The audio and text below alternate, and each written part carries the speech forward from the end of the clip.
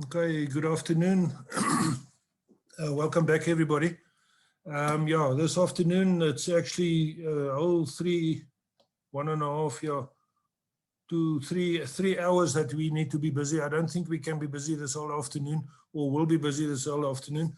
First of all, I'm going to share with you the repeat breeders, just a review of that, and then I would like to take you through some issues on animal welfare, and also the roles and the responsibility of us as veterinarians, but actually everybody that's involved in this beautiful dairy industry. So if you will allow me, I would like to share with you a little bit on repeat breeding. As the subheading there says, a review. So I'm not going to go into detail, but it's basically a summary, of everything that I think that we need to understand when it comes to repeat breeding. Okay, so I'll do a short introduction, then look at the incidents, the economic impact, again, the etiology. There's a lot of factors that can play a role in environmental and management factors. There's a lot of infectious diseases also. I'm not going to focus a lot on infectious diseases, that can actually affect breeding. There's more environmental and management factors that can play a role. And then call it inherent factors from the bull side. If you look at breeding soundness versus fertility, I'll get to that difference just now. And then also on cow factors. Again, please, if you do have, stop me at any stage, put up your hand. The people, Milena or Corlia, will see that your hand is up, or alternatively, just drop me a question in the Q&A or in the chat room, and we can have a look at it. Then I will look at clinical management, treatment. Can you treat this condition? And then a short conclusion then at the end there. Now, if you look at, there's always the blaming game. If you look at reproduction, the question at the top there is, how's reproduction doing? People will immediately say not good. I think as we're doing relatively well compared to where we were not many years ago. But we've got modern tools, we've got modern facilities, we've got modern, like Kenneth shared with us, some of the diagnostic things that's available. We most definitely, the government always wants to talk about the fourth industrial revolution. I think in the dairy industry, we're already busy with the fifth industrial revolution when it comes to certain things there. So you would, in the future, you would be able to sit in your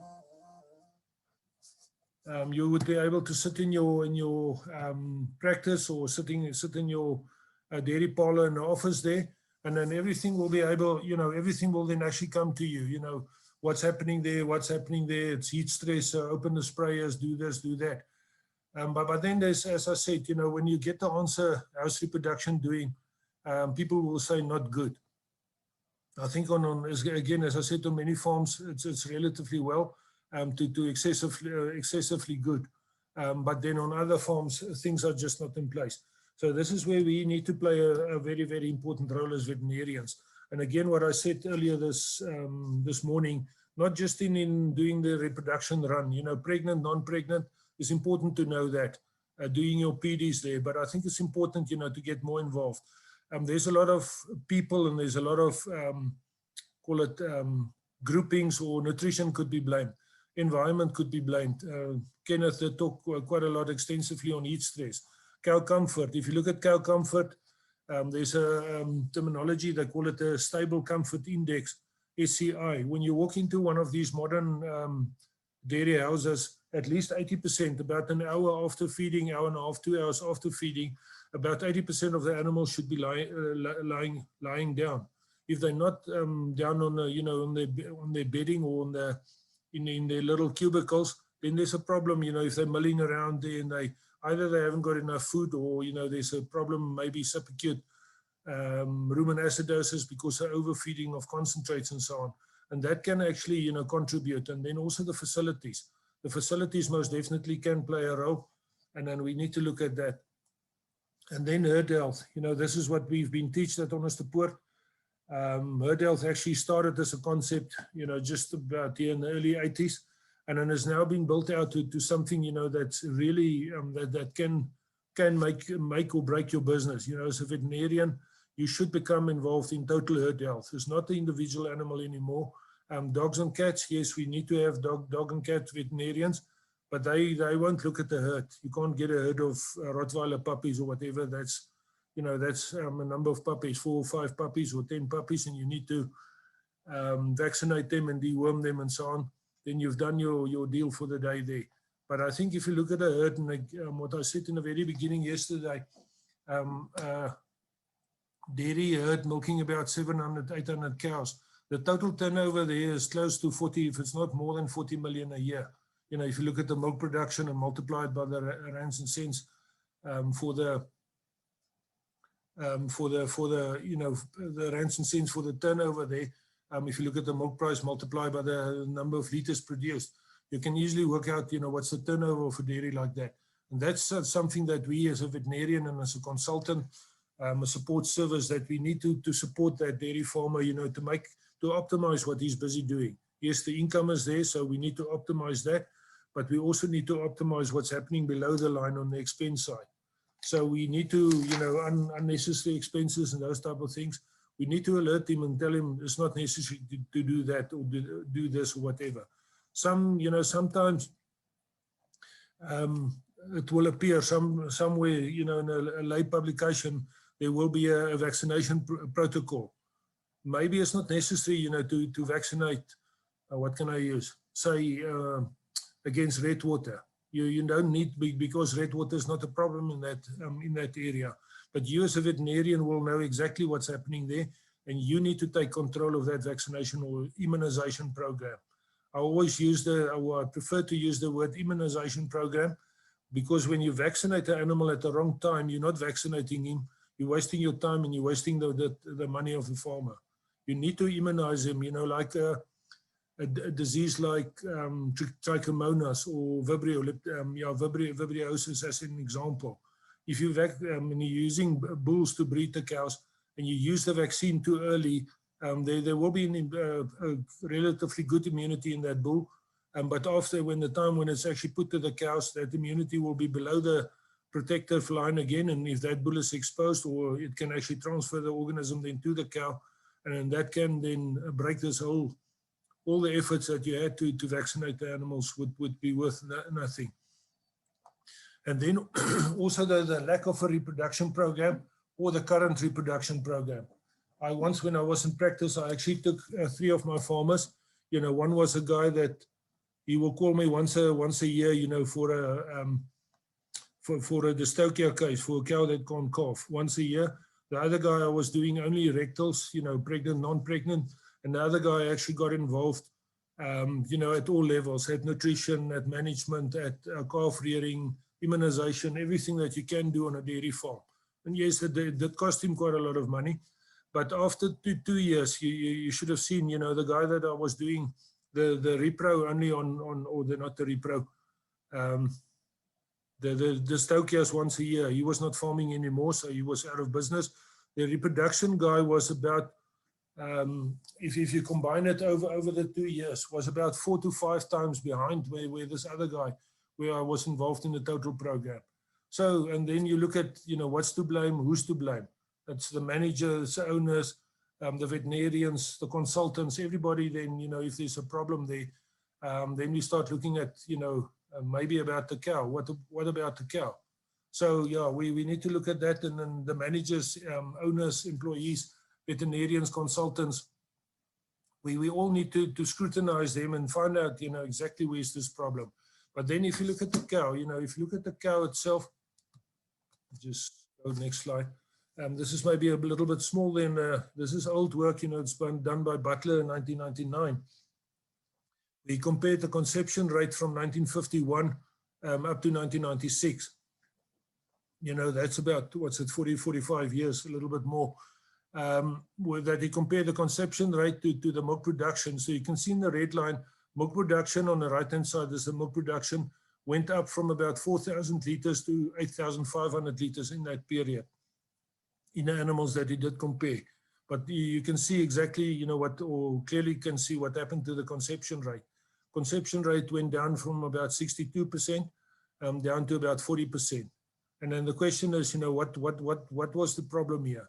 Was it the manager? Was it the employee? Was it the veterinarian? You know, was it nutrition? A lot of things actually did play a role there. But now, even in this day, you know, in 2020, there's many farmers producing 10,000 liters, 9,000 liters on average per cow on their farm. But their production is there. The conception rate is 55%. That I think is relatively good. You know, so what I prefer to measure is actually the pregnancy rate. The pregnancy rate is the conception rate multiplied by the heat detection rate, because there you immediately you look also at heat detection, and heat detection is part of the problem. If you look in the next part here, it's just a summary, you know, what can be controlled by man, what can be controlled by the cow. Maybe it's a bit small on your slides, but I'll send this to you later on. But you can see heat detection efficiency, man can control that. If you're not there 24 hours or many hours per day, if you can't spend all the time, then you must make use like a camera or some of this paint sticks or whatever to do the heat detection for you.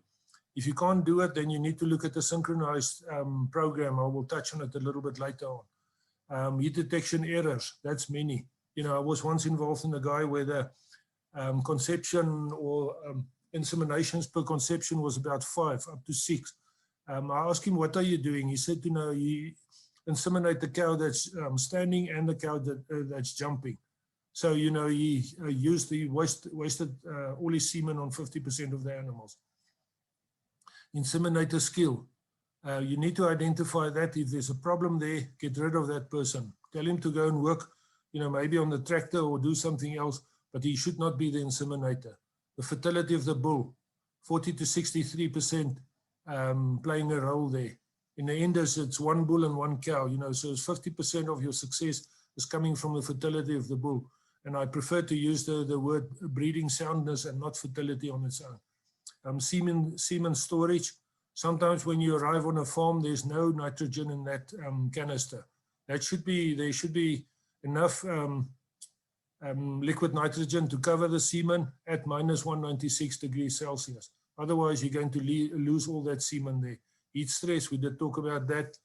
Environmental footing, poor heat detection, immunizations, transition cow, you know, we did discuss that earlier. And then cow, you know, moderate control. You know, a cow can go into difficulties when she's giving birth. Retained placenta, as I said earlier this morning, iodine playing a role there, calcium playing a role there, infectious diseases like brucella playing a role there. So you know, it's depending on the cow. There's you know what's happening, you know, after birth, what's happening with the placenta and the loosening of the placenta and so on. You know, so things can go wrong there. Uterine infection, cystic ovaries, embryonic death, and then twinning, and then low control, the management preferences, and then age. Over time, you know, your reproduction capabilities will just decline over time. So that's a summary of some of the things that you can measure. And then if, you know, just to make a statement that reproduction is not good, I think it's also, you know, it's almost like what we get these days is fake news. You're spreading fake news, and one need to further interrogate and further investigate this, and then to make sure that you actually do have a real problem there and not a perceived problem. Okay, now what is a repeat breeder? A repeat breeder, RB, is a cow that displays normal Easter cycles, as we all know. You know, it's 18 to 21, 22 days, the normal cycle, without any clinical evident reproductive disease. So what I'm saying here is clinical evident reproductive disease. So there's no a little bit of pus coming out of the vulva, or, you know, you can't see, or when you do a rectal, that you can actually see there's a pyometra or feel that there's a pyometra. But the thing is that it displays normal Easter cycles, has no clinically evident reproductive disease, yet fails to become pregnant after 2 or 3 breedings.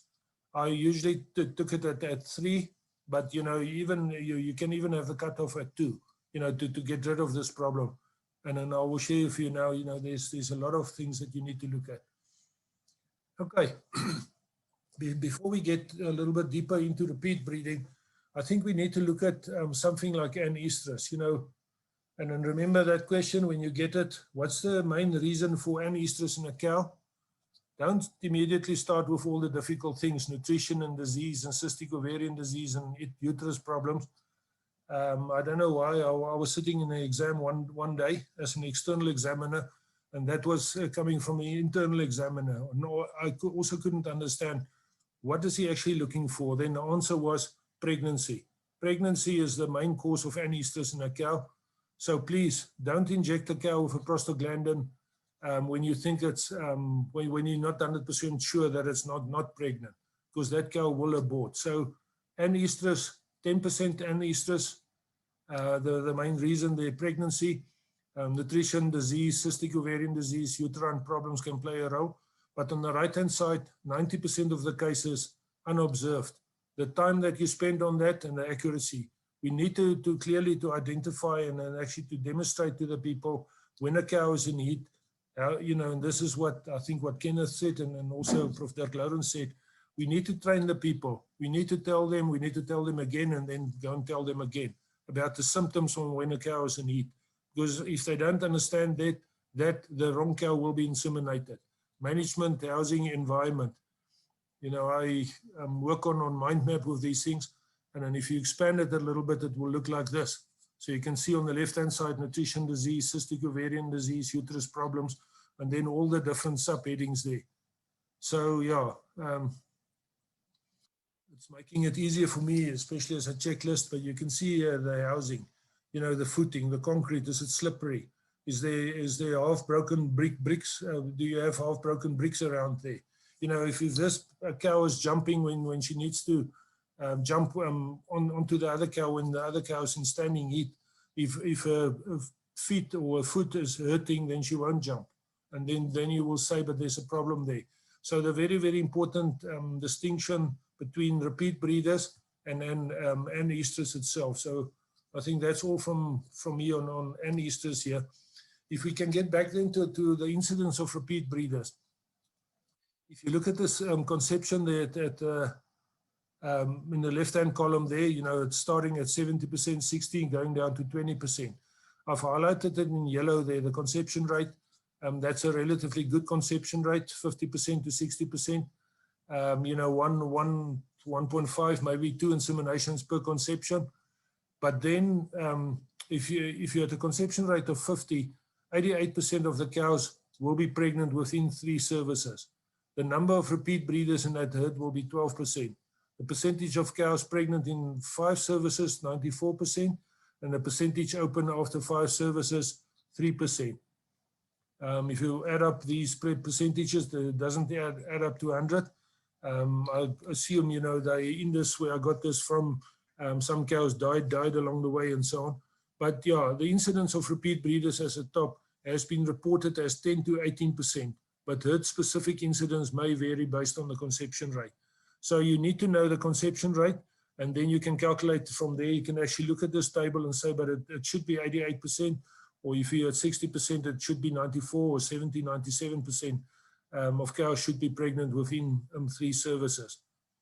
Maybe I didn't practice long enough, but I never saw a herd with a 70% conception rate. You know, that's maybe it's happening now these days, but I haven't seen it yet. Okay, the etiology. Again, you can see the typical the triad from epidemiology: host factors, environmental factors, and then pathogens. And then, you know, usually what I put in the center of that triangle, I would like to put management there. If management is not in place, then you can do what you want to do with the host factors and the environmental factors and the pathogens. Nothing is going to be a success on that farm. So you need to involve management. You need to involve the dairy farmer. You need to convince him, you know, that this is actually the way to go, with then your good scientific foundation that you do have. Go and convince him there. But okay, if you look at the environmental factors, and I'll touch on that now, management factors, nutrition, bull factors, and cow factors, all important role players here. This is something that I, even from pre-graduate, I actually a summary there. What can actually affect intercalving period? If you look at the left-hand side there, intercalving, as I said earlier, should be between 370 and 390 days. That's the ideal that we would like to see. First of all, the top one there, the calving to first AI, 65 days. The calving to conception, 85 days. And the calving to first AI, the 65, is influenced by the policy of the farmer. The policy of the farmer, and that's more specifically the voluntary waiting period. As I think Skalk said it yesterday, you can't go out and have a voluntary waiting period of 100 days and then expect you're going to have an intercalving period of 390 days. If you've got a voluntary waiting period of 100 days and you only start breeding there, you can add 280 days, then it's 280 plus 100 plus 60. You can calculate your intercalving period for yourself there. Then a very important one, you know, and here you can have a long discussion and then keep yourself busy, or keep the examiner busy. But I think it's also that you need to understand the dry cow management. We did touch on it. Peripartal management, we did touch on it this morning. Macro and micronutrition, we'll do a little bit more detail on it now. Infections, you know, there's bacteria, there's protozoa, there's viruses, what else? Internal parasites, everything can play a role when it comes to production and reproduction. Heat stress in the season, and then a very important one is heat. Heat is actually influenced, you know, on calving to conception at 85 days and calving to first AI will have an effect on heat and heat observation. And there it comes to the accuracy and also the intensity. In other words, the amount of time that you spend there. If you or if the dairy farmer is only doing observations during the 2 milkings, 2 hours in the morning and 2 hours in the afternoon, you will only see about 60 to 70% of the animals. If you've got somebody 24 hours there, you will go up to about 85, 90%. And if you really want to get to know that all the cows that's in heat, you must get something like Kmart. I'm using a trade name now, but some of these stickers, you know, that you can put on the cow, or tail paint or something, you know, to assist you here. Or alternatively, one need to go to a synchronization program, and I will touch on that a little bit later. And then important at the bottom, calving to conception at 85 days, artificial insemination or the bull factors, canister management. It should be full of liquid, liquid paraffin, liquid nitrogen. The time of AI. Usually what we do if the cows are in heat in the morning, it's an AM PM rule. In heat, standing heat the morning, inseminate the afternoon. Standing heat the afternoon, inseminate the next morning. AI technique, you know, maybe do something. I've done this frequently with some of my clients, where we actually had a cold cow. Then I will take some trypan blue or something, you know, that can show up in the uterus, and then we said, okay, come and inseminate. In about 30 or 40% of the cases, I actually found that colorant. I found it either in the cervix and the vagina at the top, so they never penetrated the cervix and then got into the uterus. And in one specific case, I actually found it in the bladder itself. So strange things can happen there, but you need to observe it. And then the time of AI, libido, and semen quality. We'll get to that now. Okay, you remember this from, I think I saw the other day, they even in primary school, they now start with this periodic table of the elements. We all learned this, you know, just to pass first year chemistry. But this is very, very important. If you look at the macronutrients, you know, I'm looking at calcium as an example, with phosphorus, sulfur, and then all your micro elements, you know, running around here at the bottom and lower down. But please, you need to understand nutrition. You need to understand micro feeding and things like that. Because if you start pulling around here and playing around here, and you're not 100% au fait with this, this one here, I'm not going to mention the name there. You can read it yourself if you want to. But then this is going to be the end result. You will have a lot of, as I say in good Zulu, you will have a lot of nyaga nyaga. You will have a lot of problems. So please be on top of this. But yeah, if you look at the macro minerals, calcium, phosphorus, sodium, magnesium, potassium, chloride, and sulfur, and then some of the micro minerals on the right-hand side there. You know, chromium. I think tomorrow we will actually look at one when we look at abortions and in the investigation of abortion cases. we will look at some of these microminerals here. But as you've discussed now, you know, copper deficiency, and then very, very important also the interaction. You know, there's an interaction here. You can see zinc and iron as an example of the red line. There's a negative interaction. If there's too much of the one, it will suppress the other one. Iron and manganese, iron and copper will usually between zinc and calcium, there's no problem. Manganese and calcium, there's usually no problem. But the rest of them, there could be a possible interaction. There's quite a nice book. I haven't got the name now with me, but it's in the library at Onderstepoort, where you can go and make yourself a copy of that, where you can look at all the interactions and what can actually, you know, copper, selenium, chromium, zinc. The spelling there is not correct, sorry about that. Manganese, cobalt, and iodine. You know, all the interactions that we do have there. I'm not going to elaborate further on this, but yes, the important part there, you know, nutrition, macro and micronutrition can play a huge and a very, very important role eventually in this intercalving period of 370, 390 days that you would like to get to. Then the bull factors. One of the most important things there is the difference between fertility and breeding soundness. You know, fertility is, just look at the bull. If there's 2 testers, you can see, or you can say he's fertile. If that bull hasn't got a libido, then he's not fertile. So you will just look at the cows and say, what now? You also need to do a complete clinical examination. You need to do an internal examination of that bull. Look at you know, the vas deferens, look at the cowper glands, all the glands internally that's there. You need to feel it. You can't externally just look at this bull and say, it's no problem. No venereal disease, no trichomonas, tritrichomonas, as they call it now these days, and vibriosis. A healthy reproductive system. I'll get now to the semen of high quality, high libido, and then able to serve a cow. Once when I did my 3rd year practice, I was down in the Lowveld. That guy he's not farming anymore, so maybe I can use the example. But he had the bull. That bull was a Simmentaler bull. He was the winner for 3 years in a row at the ranch show, when I still at the ranch show. That bull, when you bring a cow to him, he will look somewhere else and say, I'm not interested. So yes, he was externally, he was a bull, but internally, his phenotype was a bull, but his genotype was something else. He was an ox. Okay, we need to look at semen quality. You know, that little guy on the right-hand side, about 10 million sperms per milliliter, you know, in good quality semen.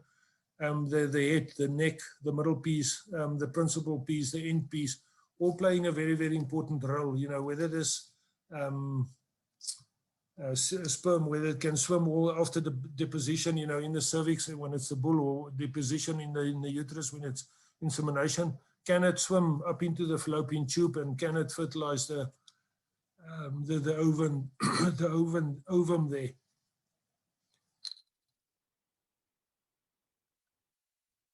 Okay, when you look at, so fertility, you know, this is basically fertility if you do all these things. Now you need to get the semen, you need to collect the semen either by electro ejaculation, or, you know, whatever way you would like to use, you know, with artificial vagina or so on. Use that and then collect the semen. But then you need to do all the work on the right-hand side there. You need to do the semen evaluation, a macroscopic evaluation. You know, whether it's the color of that, the movement, everything. And then you also need to look at the microscopically at it. You need to stain it, and then you need to look for white blood cells and for deformities, and then also the macro and the micro abnormalities that you can get. I'm not going to deal with it in detail, but please, we need to do all of that. We need to look at the reproductive system. This is proper breeding soundness. The minimal procedures, a general examination of the legs, the feet, and the teeth. If a bull hasn't got teeth, he will not eat, and he will not be able to do what he will, because he will get tired because he's hungry. Then the other test at the bottom, I said there, you only need to do it once. So on the left-hand side, you can see a typical brown discoloration that you get when you make a skin or take a skin sample from the bull, from the ear or wherever. Do the immunohistochemistry, and it can tell you, you know, this is how it will look like when you get a PI for BVD. When it's a very expensive bull, I would say repeat it in 30 days time. Repeat it again, because you can also get the same picture in a virulent phase of, you know, in the viremic phase of BVD. So the viruses will be circulating and it will give you the same brown discoloration. If you don't see this 30 days later, then it's just a bull that's been exposed to the virus. He was sick for that specific period, and then you can use him as a bull. But yeah, you need to, you know, semen takes about 120 days from the very, very primary level where it starts developing till up to the level where you get a good quality sperm. So, okay, because of the temperature reaction with that BVD, it could have an effect on the fertility of that bull. But breeding soundness is not just, you know, looking at the bull, and if you collect sample, you hold it against the air and say, oh, it looks nice, and then you say, go and use it. I once was involved as a second opinion where there was, I think about 40–45% of the semen had the Dijk defect. You know what's a Dijk defect? You know, so you need to do this and look at it under the microscope. Otherwise, you can burn your fingers.